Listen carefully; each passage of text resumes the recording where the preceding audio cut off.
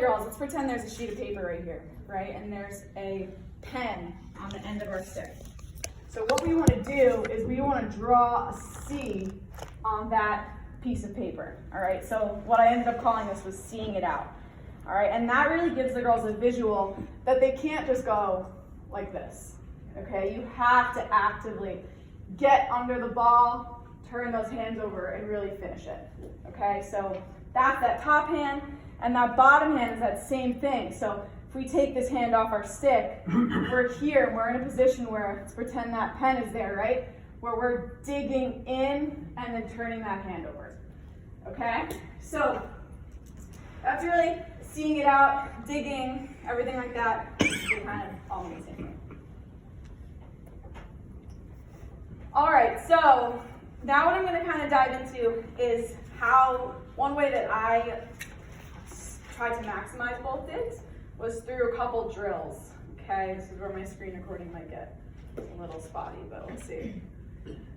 All right, so I call this the isolation drill. So I started doing this like my sophomore year when I realized, okay, just sticking with your top hand isn't enough. So I would do this drill. Obviously, if we don't whistle for ourselves, that's the best thing, if you can have a coach there. So you guys can whistle for your girls.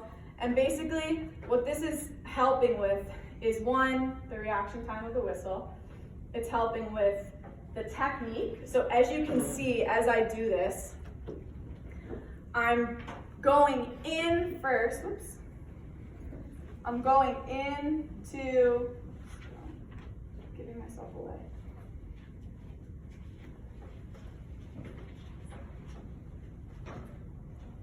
All right, so as you see, I'm going in first, and then I'm going. So this isn't for speed. I'm going fast here, obviously, but one thing when you're teaching this move and this technique is one thing you really want to overemphasize is not going crazy quick. Because what do girls do when they try to go fast and quick? They lose it, right? They lose the technique. So when I was taught this, Danielle would be standing over there in Guam, and she'd be like, get the ball to me. So I'd be on the detonator, right? And I would say I was using both hands. I would be digging, and I would just send that ball. So I had to get it in my stick. And she would always tell me, don't focus on being quick. Quickness will come with practice, but focus on the actual technique. And then with practice, you're not going to lose that. But if you focus right away on quickness, you're never going to get that technique down. So when you're digging it to Danielle, yes. Are you digging it against another player? Yeah, so well, I'll show you something for that. I didn't always have, like when you're home, you don't always have, that's one really hard thing about taking it is, I was very lucky, my dad got me a detonator after my freshman year, because I was texting him after we lost and was like, detonator now, backyard.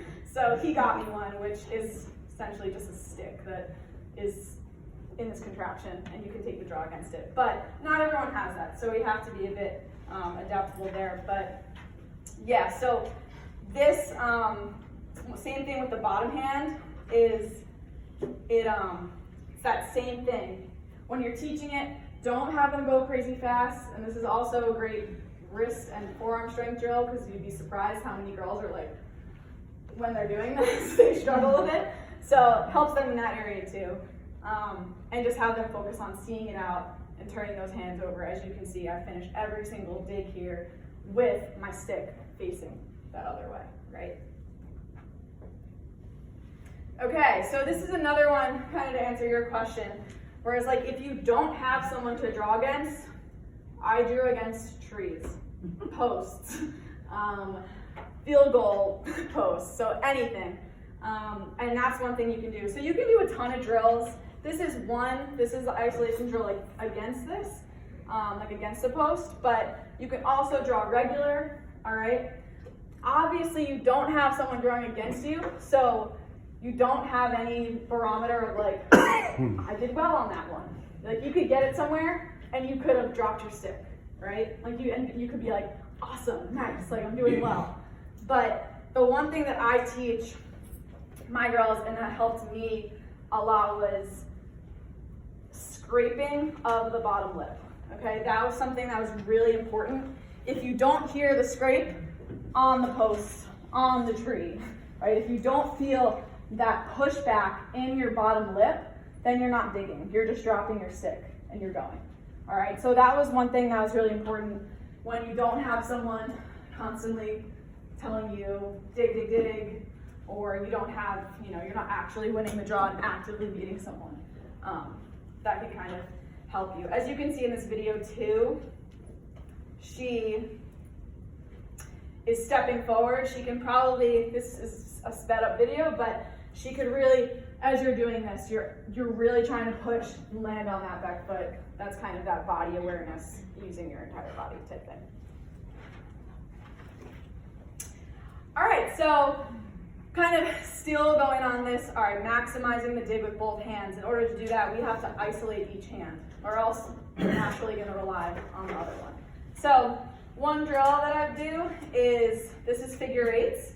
All right, so in a team setting, you can make this competitive. I do this with my girls at Northwestern. We do how many you can do in a minute, or you can do whoever gets to 20 first, all right, things like that.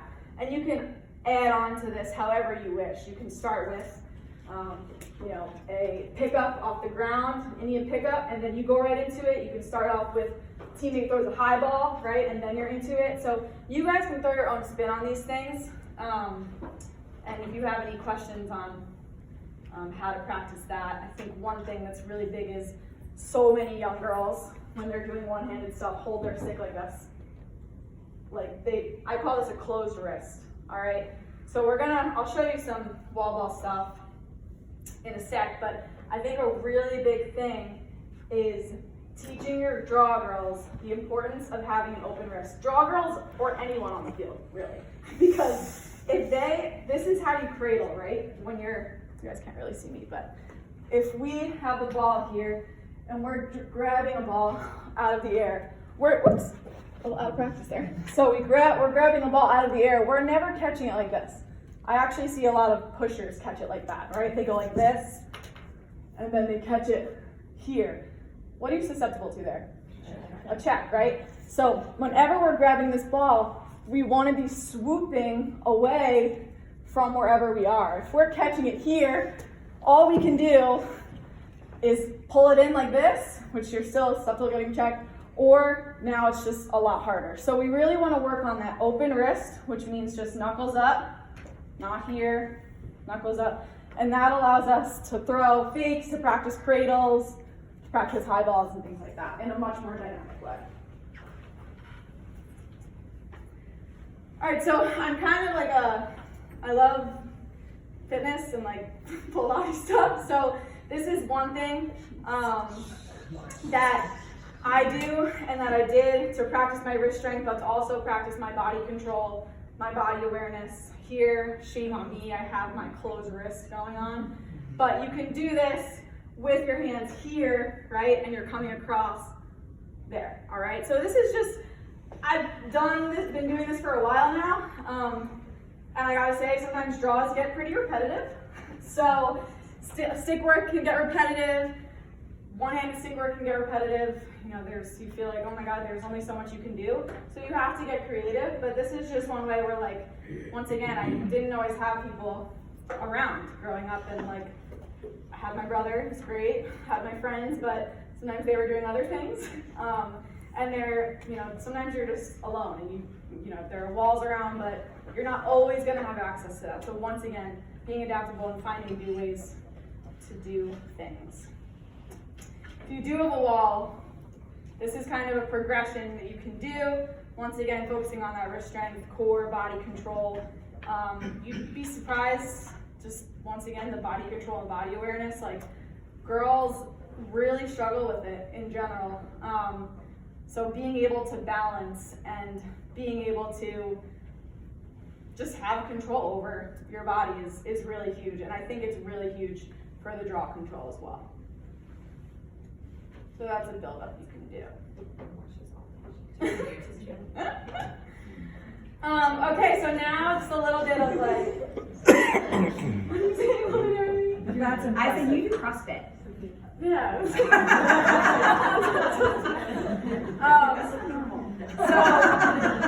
going into into some one-handed drills that don't involve things that you may need to do CrossFit to execute. But no, for real though, you can do those, like I said, like you can make that easier. There's always ways to make things easier. So you kind of got to use your imagination a little bit. So first drill is this 3-spot drill. How it works is you're going to do Indian pickup on one side, you throw it up, you attack it with this. It's working on hand speed, you're working on wrist strength with that pickup and grabbing it. And also a huge thing that I don't think is emphasized enough, which I kind of touched on before, is that attacking the ball in the air. So many people just catch it, right? You have to attack that ball in the air and get out of pressure. Start getting out of pressure while that ball's in the air, and that goes into how you're attacking it, meaning your body positioning. So so many times when I'm drawing with girls, before, like, we're literally just doing, Brooke, can you come up here for a second? This is very simple. So I just need you to throw this ball, just start here. Well, what I do a little before practice is I'll just throw the ball up to my girls, a little bit higher, is throw the ball to my girls, and what they do is they go like this. They literally grab it, and they're like, here you go. I'm like, no, you have to catch it and move out of pressure. I don't care if this is the drill we're doing, you need to get the ball back to me. So what I teach them is that you should always be stepping out of the pressure. Here, yep, and you're there. All right, so as you can see, I'm doing that one protection cradle, right? That's as essential as the draw to me. So when my girls, when my girls go like this, and they catch a draw, I have one girl that does it every single time. She catches it and just comes like this. I'm like, you have to add that protection cradle in, or else you're gonna get checked. You're gonna get mauled by the other team. So that's just as important. So as you can see, my point of saying I'm going on that tangent was here, I do that quick protection cradle in an efficient manner, and I get the ball out quickly. This next one, before when I talked about efficiency, and I talked about stick work, I should say, I don't mean the ability to throw behind the backs and the ability to throw around the worlds and catch behind the head. I don't mean like that at all.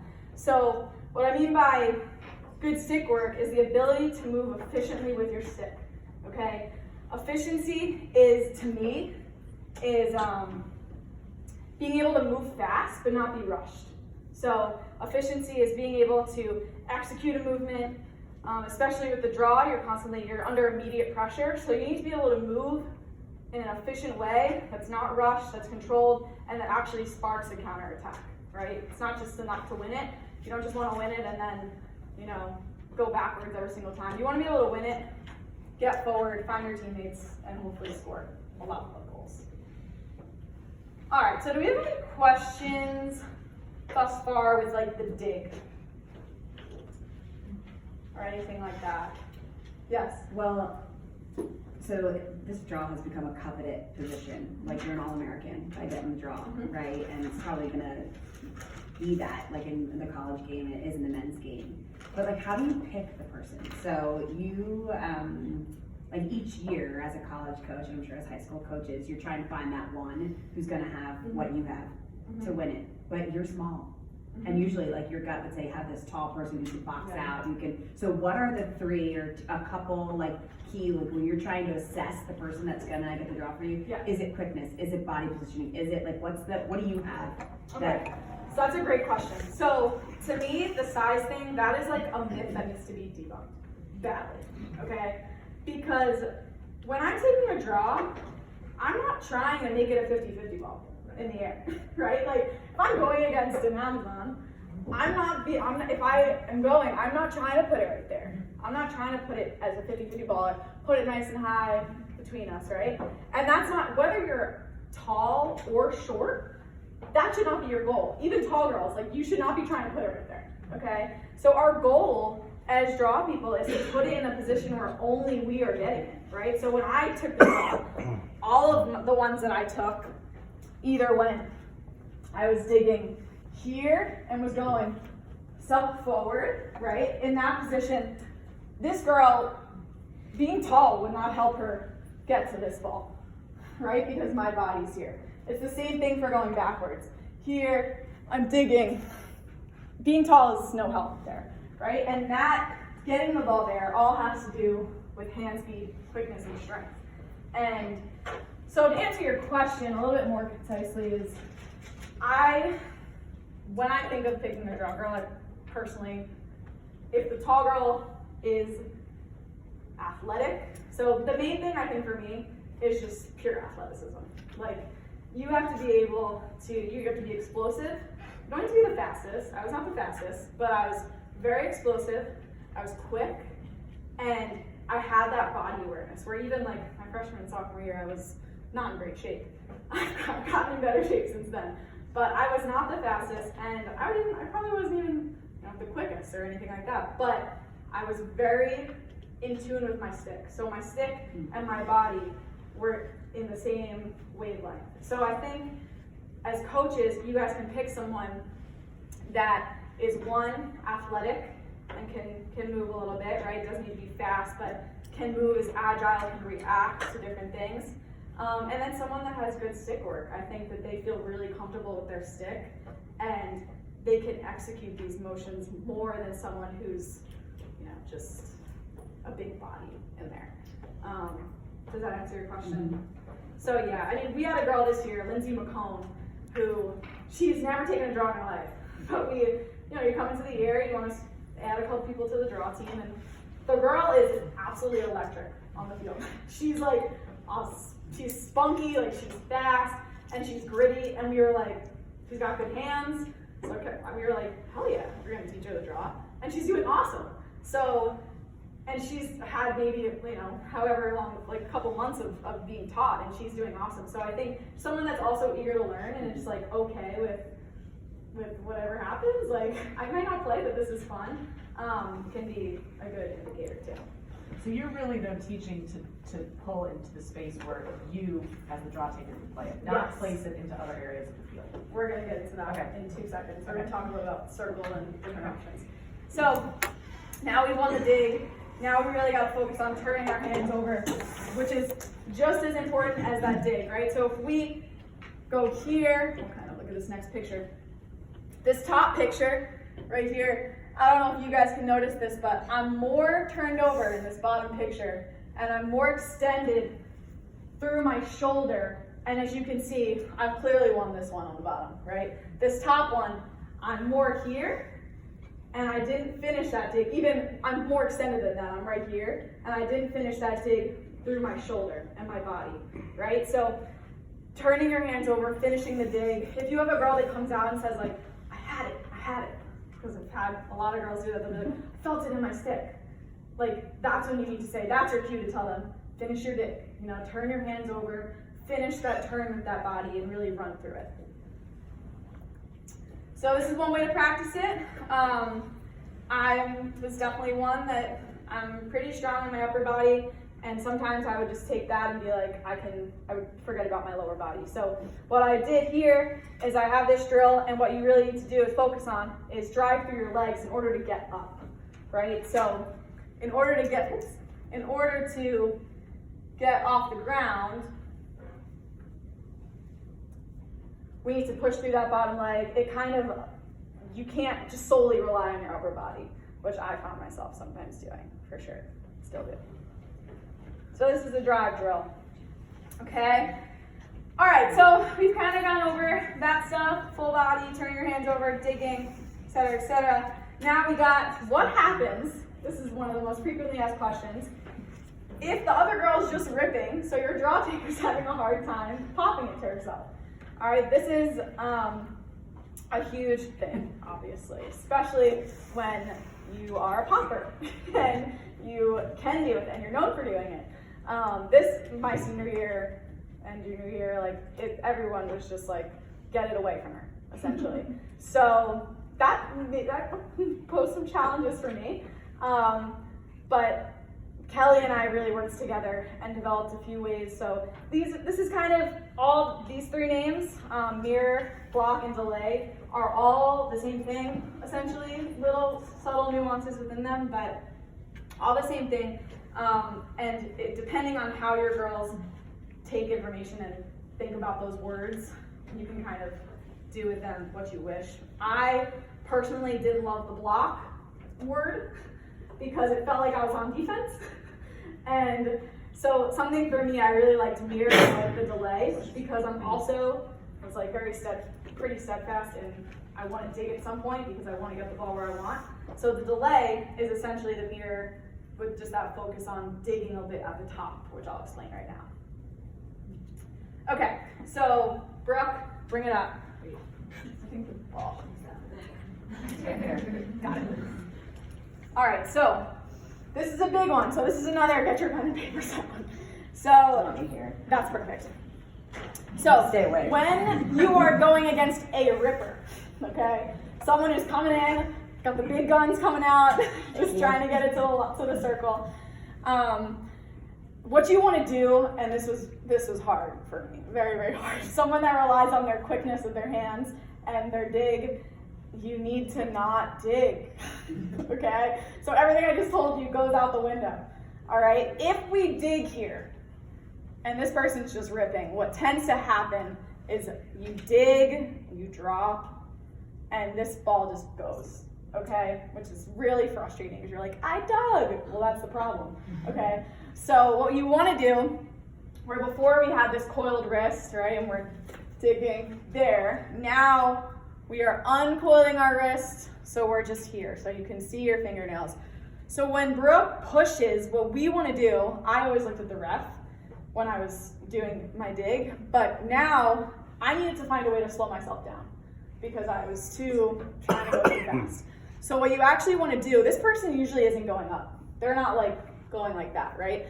So they're just going forward. So what you want to do is what I call fight it, okay? So you want to get in, same thing with our body, top third, get in nice and close, and you want to essentially go and just fight this stick up the ladder, okay? So you're here, I wouldn't look at the ref, it would tweet, and you just go up, up, up, up, up, and then this person's usually done because they're not expecting you to still be hanging out in there. So that's when, once you go push, so once you're up here, that's where that word delay comes in, boom, and you can go wherever you want, okay? But that seems probably pretty easy, but what's gonna happen, and this is how you know you're doing it successfully, is when I do this with my girls, there are times where we're both like, it's literally that's happening. And you're just going up, up, up, up, up, you're fighting it, it's not very comfortable because you're both just like, it's very strong in there, thanks Brittany.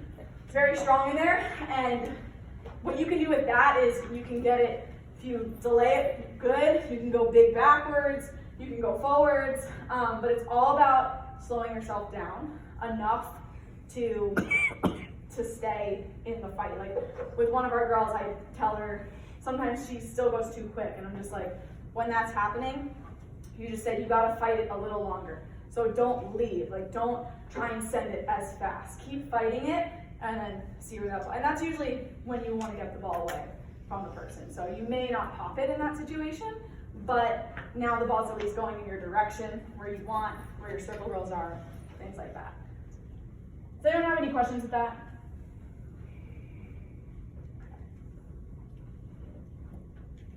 Okay, so this is where kind of your question's gonna get answered here. So commanding your circle. So obviously the person taking the draw is very important, but there are so many things. I personally love to manipulate the circle in order to make the other girl uncomfortable. I think a lot of high school teams and clubs, they put their girls where your girl is trying to go because they're like, the ball's gonna go there if we win it, right?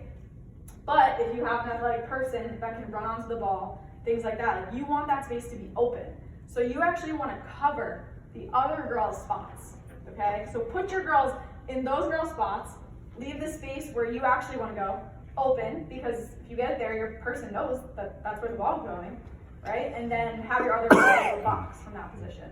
It also makes the other girl's job a lot harder. Like when I was taking the draw and people would do this, I'd have my girls immediately, no matter where the other girls went, go there and there, because I drew there and there. And sometimes on a good day, I could get it here, right? Sometimes you have to find that soft spot, but I'd have my girls go there, there. Don't even worry about what the other team does. Make them react to you, okay?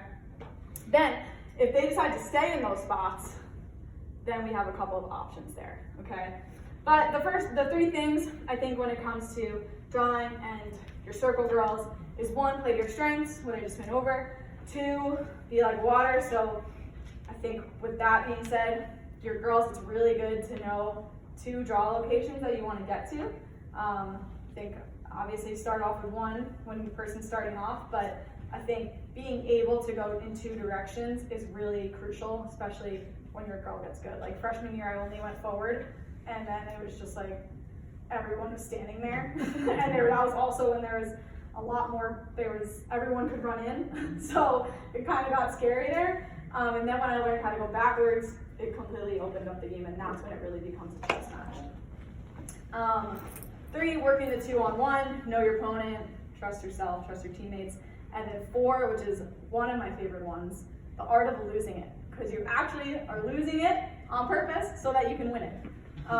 And you make the other girl think that she's winning. So it's awesome. And it's really fun to do that. All right, so the first clip, I'm gonna ask you guys to kind of look at it a little bit, okay? So, and try to identify. First one, we'll kind of let it roll. But what do you guys see here? So this is me against now my player, Brennan. So obviously we have the 2 girls stacked on both sides. Just to give you guys some background, Brennan is pushing, so her spot's there, and I'm in a pull stance, but I like to go forward, right? And I like to go backwards. So we kind of both play defense on each other a little bit there. I was like, you go where she wants to go. Sheila, just her, I was like, you're good there. Like if I end up wanting to go forward, I have you there. But I was also like, hell yeah, because I have the whole backwards, right? So I was like, all right, Brennan, you want to be okay with your girls there? Cool, let's do that. Go backwards. I didn't necessarily have to keep it so close. I can get a little bouncer, and then can start that. So this is the next draw that happens. We'll let it run. Brennan says, nope, that's not happening again. So she moves her girl. I see that. I moved my girl, into this sandwich posture, which I like to call it. She moves her girl. I don't need my girl necessarily over here anymore because that's space that if I want to get it to, I can. So I have her sandwich Brennan's girl over there, and now I have a girl behind me that's not even covering anyone. She's irrelevant. So I go forward. Okay? The next draw. Brennan says, all right, that's it. I need to step up my game and just do better. Kim, you go behind her. I'm not letting her go behind herself again. Brennan's honestly right now probably being like, I'll go behind. I'll get it to my girl. Which is, at least from a coaching perspective, I hope she's thinking of doing that. And I say, okay, I'll go forward again. Okay? Next one. New girl comes in. She was just on the circle. She's learning from her past mistakes. I just went forward twice in a row. What does she do? She moves the girl that was behind here and says, nope, she's not getting it backwards on me. Go over there so you can cover her forwards. And then we're there. Let me go back. Okay, so that's where it becomes really fun to take it because you can, manipulate it that way. But let me give you a couple scenarios where all right, so I said lose it. So lose it on purpose. So let's pretend for this one, I'm going up against someone that only pushes, right? So say I didn't just pop a couple. I didn't just go backwards. But they know I can go backwards, so now we're going to utilize that 2-on-1. And I know this girl only pushes, so even if I know I can't, let's say I'm struggling getting it self forward on the girl, and now they're covering myself backwards. So most people would be like, oh shit, I got nowhere to go, right? But instead, if we go into that sandwich position, we have a 2-on-1, I can literally just lose it. You can just act, I love the gamesmanship part of the game, so I'm like, yep, I'm coming this way, or I'm trying to get to myself here. I would literally say that to the other team, just so they're and then do the opposite. But you can really say things like that. And then what I'm essentially doing is just when you lose it is you're just letting the person put it where you want. And that's usually utilized when you have that 2-on-1. So there's not really, you can still try to pop it, but obviously just you have that option there to lose it. All right, so the last thing, experience is the best teacher. Like I said in the beginning, my coaches let me fail.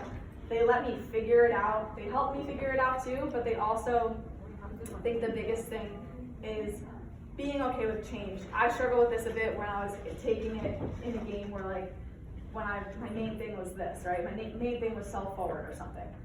And I wasn't getting it, right? Sometimes you get stubborn and you're like, no, I can get it on this next one, I can get it. But I think teaching your girls to be open-minded every draw and to learn from the last draw and to be okay with trying something new. So yes, try what you do a couple times, but be okay trying something new. Welcome challenges, so that's just another way of saying be okay with that, be okay with changing.